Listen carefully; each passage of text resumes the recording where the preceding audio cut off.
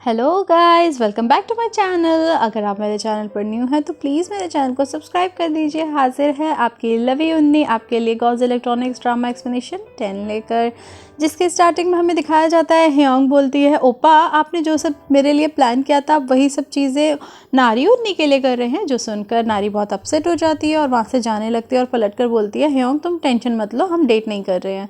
But ली सिंग उसको रोककर बोलता है कि मैंने पूरे 2 दिन लगाए हैं ये सब रिसर्च करने में और तब जाके मैंने ये सब प्लान किया है, मुझे नहीं पता ये ह्योंग झूठ क्यों बोल रही है।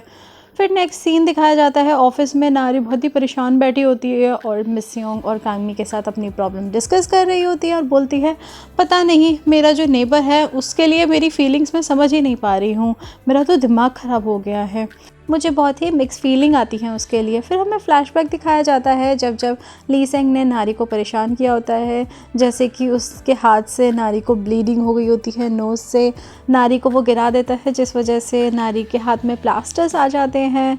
ये सारी चीज़ें हुई होती हैं जिस पर नारी बोलती है, पता नहीं क्या हो रहा है मेरे साथ। मैं जब उसको सैड और रोता हुआ देखती हूँ तब मुझे कुछ होने लगता है मन में और मुझसे बर्दाश्त नहीं होता है जब वो सैड होता है। तो तब मिस ह्योंग बोलती है, तुम्हें उससे प्यार हो गया है, हो सकता है उसने तुम्हारे लिए कुछ ऐसी चीज़ें की हों जिस वजह से वो धीरे धीरे तुम्हें पसंद आने लग गया हो। तब नारी बोलती है, नहीं नहीं। फिर मिस ह्योंग बोलती है, अगर तुम्हें उसके लिए फीलिंग्स हैं तो तुम्हें जल्दी से एक्सेप्ट कर लेनी चाहिए, इससे पहले कि बहुत देर हो जाए। फिर हमें दोबारा से फ्लैशबैक्स दिखाए जाते हैं जब जब ली सेंग ने हीरो बनकर नारी की हेल्प की होती है, जैसे कि फार्ट इंसिडेंट। जब नारी बहुत ही सैड होती है तब ली सेंग उठकर गया था उसको स्नैक्स ऑफ़र करने के लिए। जब रास्ते में चलते चलते नारी गिरने वाली होती है तो सबसे पहले ली सेंग जाकर उसको पकड़ लेता है और उसको गिरने से बचा लेता है और नारी के बोलने के बाद भी वो उसको छोड़ता नहीं है। जब नारी के हाथ पे चोट लगी हुई थी चिकन खाते टाइम उसके फेस पर खाना लग जाता है तब ली सेंग बहुत ही प्यार से उसका फेस साफ़ करता है। और लास्ट नाइट जब ली सेंग उसको कन्विंस कर रहा होता है कि ये सब उसने सिर्फ और सिर्फ नारी के लिए ही प्लान किया है, तब नारी कन्विंस हो जाती है और उसको बोलती है, ठीक है फिर अब हम ट्राई करना बंद करते हैं और सीधा डेटिंग स्टार्ट करते हैं।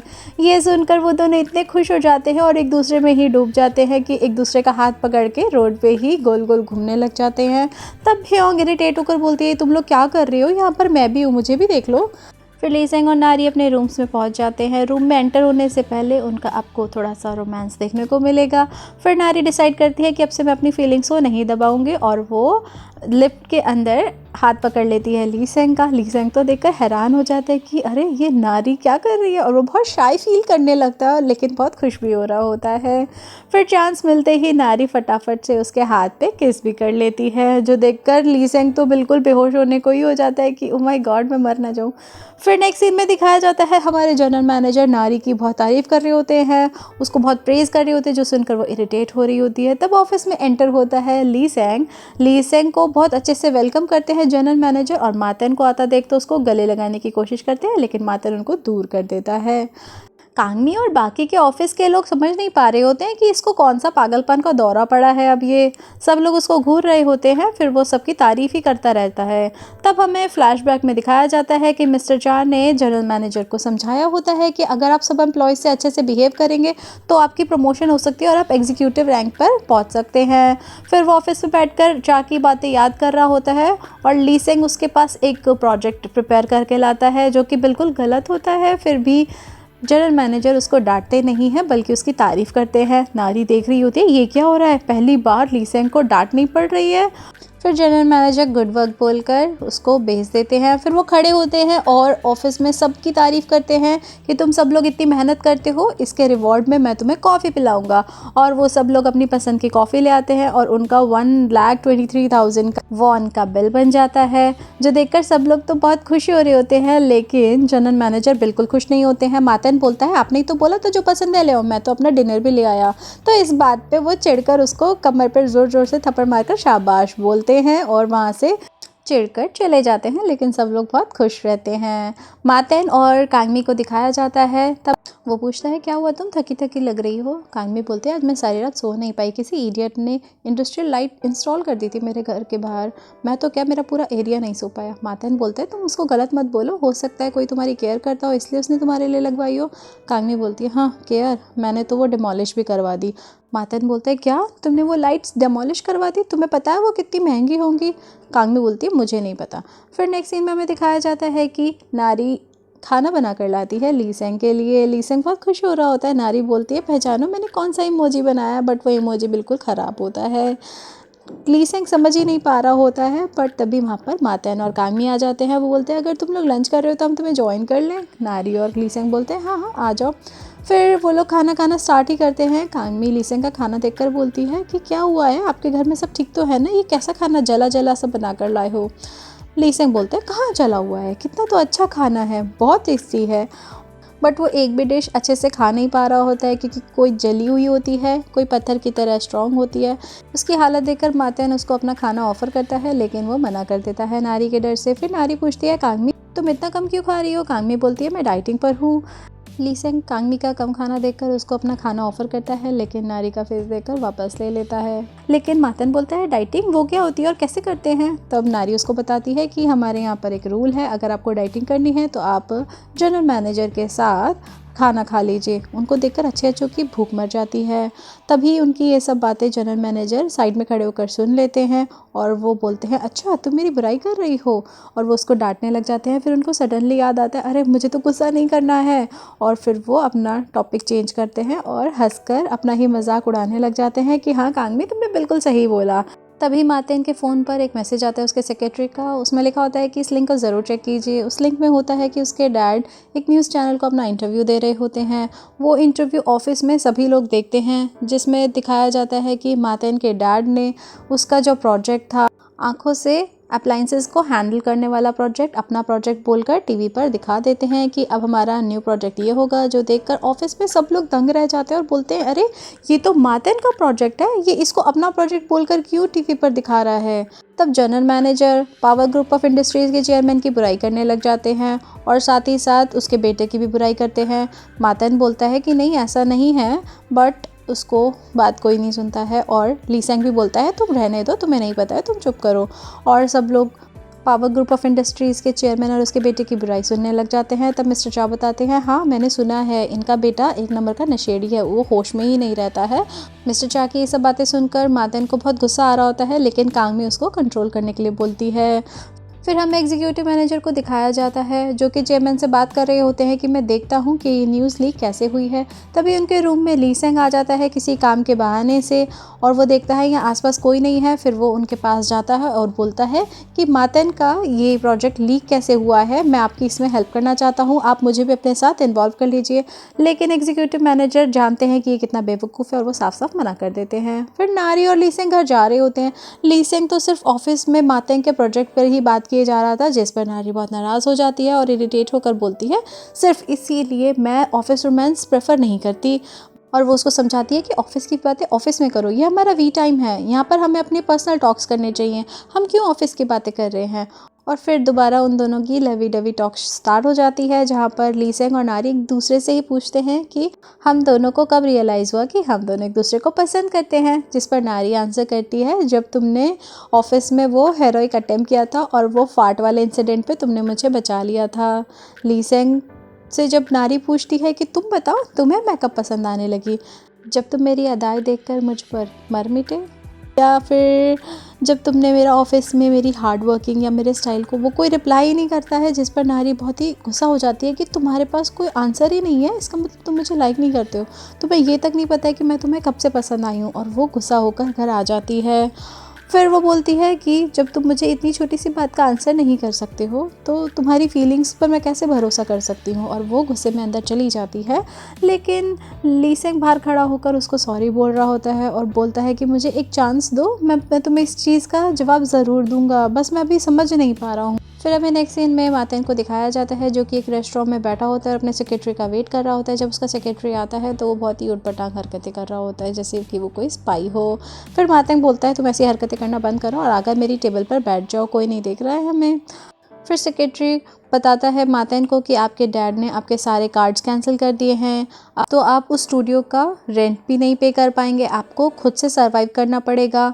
फिर मातेन बोलता है फिर मैं कहाँ जाऊँगा। फिर मातेन बोलता है कोई बात नहीं, मैं तुम्हारे घर चलता हूँ। जिस पर सेक्रेटरी बताता है मेरे घर में तो बहुत सारे लोग रहते हैं। फिर मातेन बोलता है कि ठीक है मैंने सोच लिया मुझे कहाँ जाना है।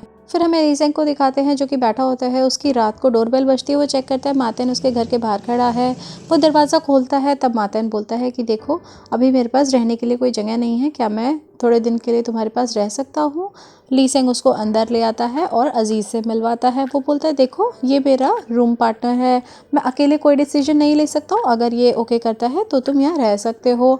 अजीज़ मातन को देखता है और बोलता है तुम तो कुछ दिन के लिए आए हो ना, फिर इतने सारे बैग्स क्यों लेकर आए हो, ये सामान देखकर लग तो नहीं रहा तुम 1-2 दिन के लिए आए हो। मातन बोलता है, जिस पर मातन बोलता है 1-2 दिन के लिए सामान ज़्यादा है क्या। फिर बैग को अनपैकिंग करते टाइम पर लीसेंग को मातन की एक फ़ोटो दिखती है उसकी मॉम के साथ, जिसको मातन जल्दी से छीन लेता है। फिर एक और फ़ोटो निकलती है, उसको भी मातन फटाफट से छीन कर छुपाने लग जाता है। उसका ये बिहेवियर देखकर अजीज़ बोलता है ये क्यों छुपा रहे हो तुम। फिर अजीज़ को उसके बैग में ब्रांडेड टाई दिखती है, जिसको पहनकर वो फ़ोटो खींचने लग जाता है। लीसेंग को भी पहली बार इतनी महंगी टाई दिखती है, वो भी उसको पहनकर फ़ोटो खींचने लग जाता है। तभी अजीज़ लीसेंग को बोलता है कि तुम्हें तो नारी के साथ डिनर पे जाना था ना, तुम लेट नहीं हो रहे हो। लीसेंग उसको फटाफट से चुप कराता है और उसकी टाई से उसका गला दबाने लगता है।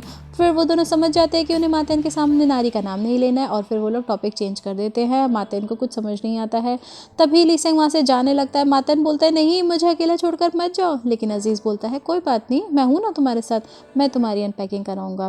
फिर हमें नारी और लीसेंग को दिखाया जाता है जो कि बाहर लॉन में बैठकर बातें कर रहे होते हैं एक दूसरे के साथ। नारी अभी भी नाराज़ होती है, तब लीसेंग उसको बताने लगता है कि मुझे नहीं पता मैं तुम्हें कैसे बताऊं कि मैं तुम्हें कब से प्यार करने लगा हूँ। मैंने ये चीज़ रियलाइज़ की जब तुम ऑफिस में नहीं थी, मुझे बहुत अकेलापन लग रहा था, मैं बार बार तुम्हारी ही सीट को देखे जा रहा था कि तुम यहाँ क्यों नहीं हो।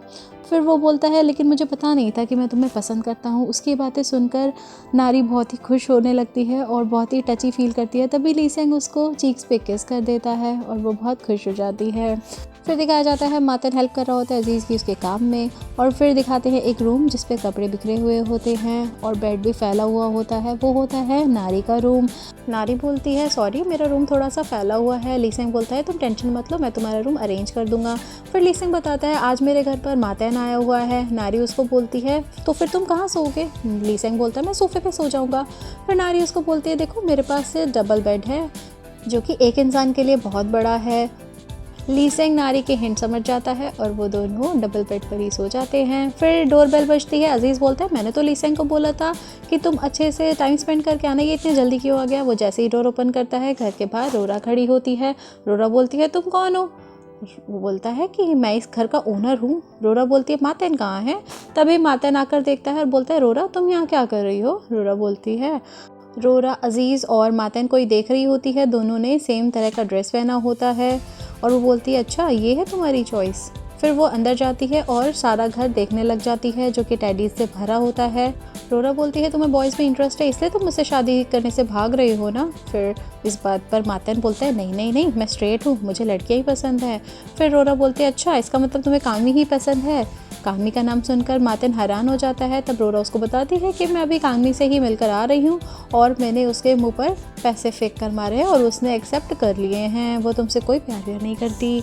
रोरा की बातें सुनकर मातन इमेजिन करने लग जाता है कि कामी को रोरा की ये सब बातें सुनकर कितना हर्ट हुआ होगा, और वो रोरा की बात ख़त्म होने से पहले ही वहाँ से उठकर भाग जाता है। रोरा बोलती है तुम कहाँ भाग रहे हो, अभी मेरी बातें ख़त्म नहीं हुई हैं। लेकिन मातन नहीं रुकता है और भागकर कांगमी से मिलने चला जाता है। उसको पता होता है कि इस टाइम वो ओवर टाइम कर रही होगी टाइकोंडो और प्रैक्टिस के लिए, और वो वहीं पहुंच जाता है। वो कांगमी से मिलता है। तब कांगमी बोलती है क्या हुआ, तुम इस टाइम यहाँ क्या कर रहे हो। मातन फिर उसको बताता है क्या तुम रोरा मिलने आई थी। फिर कांगमी बताती है हाँ वो मुझसे मिलने आई थी और उसने मुझसे पूछा क्या मैं तुम्हें पसंद करती हूँ, और मैंने मना कर दिया। फिर वो रोरा की तारीफ़ करती है कि तुम्हारी फ्रेंड तो कितनी जेनरस और कितनी अच्छी थी, वो मुझसे मिलने आई थी और मेरे लिए गिफ्ट लेकर आई थी, वो मेरे लिए मैंगो ड्रिंक्स लाई थी जो मुझे बहुत अच्छा लगा और मैं घर ले गई। फिर मातन उसके घर जाता है, वहाँ पर वो उसको वो बॉक्स दिखाती है। जैसे ही कामी उस बॉक्स को ओपन करती है वो हैरान हो जाती है, उस बॉक्स के अंदर बहुत सारे पैसे होते हैं और वो वहीं पर बैठ जाती है। मातन बोलता है हाँ उसने तुम्हें कोई ड्रिंक नहीं, उसने तुम्हें पैसे दिए हैं। कामी बोलती है मैंने तो लाइफ में पहली बार इतने सारे पैसे देखे हैं। तब कांगमी और मातेन एक दूसरे से बातें करने लग जाते हैं। मातेन उसके साथ अपनी फीलिंग्स शेयर करता है और बोलता है कि वो लाइट्स तुम्हारे एरिया में मैंने ही इंस्टॉल करवाई थी। कांगमी बोलती है तुमने ऐसा क्यों किया? वो बोलता है कि तुम अंधेरे में जाती थी, मुझे लगा कि तुम्हें गुंडों से डर ना लगे, इसीलिए मैंने तुम्हारे लिए लाइट्स इंस्टॉल करवा दी। कांगमी तब बोलती है अच्छा, इसीलिए जब मैं उसको भला बुरा बोल रही थी तुम्हें अच्छा नहीं लग रहा था। और वो मातेन के प्रपोजल को रिजेक्ट कर देती है। मातेन उससे पूछता है क्यों, मैं तुम्हें पसंद क्यों नहीं हो? तब कांगमी उसको रिप्लाई करती है देखो तुम मेरे टाइप के नहीं हो, मुझे ऐसे छुई मुई बॉयज़ नहीं पसंद, मुझे तो toll handsome strong type boys पसंद है जो कि तुम नहीं हो। ये बातें सोच सोच कर मातेन बहुत ही रो रहा होता है कैब में और घर चला जाता है। फिर नेक्स्ट डे दिखाया जाता है कांगमी मातेन को बोलती है देखो कल की वजह से हमारी फ्रेंडशिप अफेक्ट नहीं होनी चाहिए, हम फ्रेंड्स बन के रह सकते हैं ना। मातेन बोलते हैं हाँ कोई बात नहीं। फिर दिखाया जाता है मातेन ने रात भर बहुत ही एक्सरसाइज की होती है, गुस्से में कांगमी के आइडल को देख देख कर, जिस पर अजीज़ बोल रहा होता है वाह भाई कितनी बढ़िया एक्सरसाइज हो रही है तुम्हारी। कांगमी खुश हो जाती है उसके मुंह से ये सुनकर कि हम लोग हमेशा फ्रेंड्स रहेंगे, लेकिन वो अपनी मसल्स दिखाता है, जिस पर जनरल मैनेजर वहाँ कर बोलते हैं अरे मातेन तुम्हें तो बहुत ज़्यादा खाने की ज़रूरत है, तुम्हारी तो मसल्स ही नहीं है। फिर मातेन अपने हाथ दिखाता है देखो मैं कितना स्ट्रॉन्ग हूँ, मैं कितना मस्कुलर हूँ। लेकिन जनरल मैनेजर वहाँ से चले जाते हैं और टाइम देखते हैं कि अभी तो थोड़ा ही टाइम बचा हुआ है, बस थोड़ी देर और बर्दाश्त कर लेता हूँ मैं इन सबको, उसके बाद मैं बताऊँगा। और जैसे ही 6 बजते हैं वो अपने असली अवतार में आ जाते हैं और टेबल पर चढ़कर सबको भला बुरा सुनाने लगते हैं और ज़ोर ज़ोर से उन पर चिल्लाते हैं। लेकिन मिस्टर चाउ उनको रोकते हैं और बोलते हैं देखो अभी आधा घंटा बाकी है। लेकिन अब तो उनकी असलियत सबके सामने आ गई थी और किसी ने भी उनको वोट नहीं किया था। फिर वो सबको बोलते हैं देखो मैं मजाक कर रहा था, ये सब एक मजाक था, तुम लोग इसको दिल से मत लेना। लेकिन सब लोग समझ जाते हैं कि ये सुबह से क्या करने की कोशिश कर रहा था। फिर जैसे ही अनाउंसमेंट होती है वो देखता है कि वो सेलेक्ट नहीं हुआ है, जिस पर उसको बहुत गुस्सा आता है और वो वेंडिंग मशीन पर किक करता है, बट बदले में उसके पैर पर ही बहुत ज़ोरों से लग जाती है। नेक्स्ट सीन में नारी को दिखाया जाता है, वो पैंट्री में जाती है और अपना ड्रिंक एंजॉय कर रही होती है। तभी वहाँ पर ली सेंग आता है और अपनी कॉफ़ी बनाने लगता है और उसको इनडायरेक्ट प्यारे प्यारे कमेंट्स करता है, जो सुनकर नारी तो बहुत एंजॉय कर रही होती है। लेकिन तभी वहाँ पर मिस योंग और कांगमी आ जाते हैं। वो उनसे पूछते हैं क्या तुम दोनों के बीच में कुछ चल रहा है क्या? लेकिन नारी मना कर देती है कि ऐसा तो कुछ नहीं है और ली सेंग वहाँ से चला जाता है। लेकिन मिस योंग बिल्कुल उस पर डाउट करती है और बोलती है नहीं मुझे तो पूरा डाउट है, कुछ तो चल रहा है तुम्हारे और ली सेंग के बीच में। नारी बहुत ही बुराइयां करने लग जाती हैं ली सेंग की, उन लोगों से बोलती हैं वो और मेरा इंटरेस्ट कभी हो ही नहीं सकता है, ली सेंग को तो मैं कभी सपने में भी पसंद नहीं करती हूँ। और वो उसकी इतनी बुराइयां करती है जो सुनकर कांगमी बोलती है अरे इतना मत बोलो, वो इतना भी बुरा नहीं है। बट कांगमी वहाँ स्टॉप नहीं होती है और उसकी बुराइयां करते हुए वहाँ से चली जाती हैं। फिर वो अपनी सीट पर बैठी होती हैं और मैसेज करती है ली सेंग को कि देखो कांगमी और मिस योंग को हम पर डाउट हो गया है, तो अब हमें थोड़ा अलर्ट रहना पड़ेगा। तब काम करते करते ली सेंग मातेन के मॉम का पिक्चर देखता है और वो उनको देखकर बोलता है इनको मैंने कहीं तो देखा है। वो थोड़ा सा लाउड होता है, जिस नारी को बहाना मिल जाता है ली सेंग से फाइट करने का और वो उसको ज़ोर ज़ोर से सुनाने लग जाती है कि तुम्हें क्या लगता है यहाँ पर सिर्फ तुम ही काम कर रहे हो, तुम औरों को डिस्टर्ब क्यों कर रहे हो। लेकिन ली सेंग को पता होता है कि ये फाइट नकली है और वो इसलिए हर्ट नहीं होता है। नारी मिस योंग को इशारा करती है देखो हमारी तो कभी बन ही नहीं सकती। फिर वो दोनों मीटिंग रूम में जाते हैं, वहाँ पर सब लोग पहले से ही खड़े होते हैं और टीवी पर एक वीडियो देख रहे होते हैं। फिर उन लोगों के मुंह से सीसीटीवी निकलता है, जिसको देखकर वो हैरान हो जाता है और उन्हें लगता है कि शायद इनका जो किसिंग वाला क्लिप था वो सब ने देख लिया है। सब मुड़कर पीछे इन लोग को देखते हैं। ली सेंग और नारी इतना ज़्यादा डर जाते हैं कि हमारा सीक्रेट अब एक्सपोज ना हो जाए, इसीलिए वो भागकर जाते हैं। दोनों के दोनों स्क्रीन के आगे खड़े हो जाते हैं। यहीं पर हमारा एपिसोड 10 ख़त्म हो जाता है। If you like my video then don't forget to hit the like button, share and comment. Thanks for watching. तब तक के लिए सारंगे।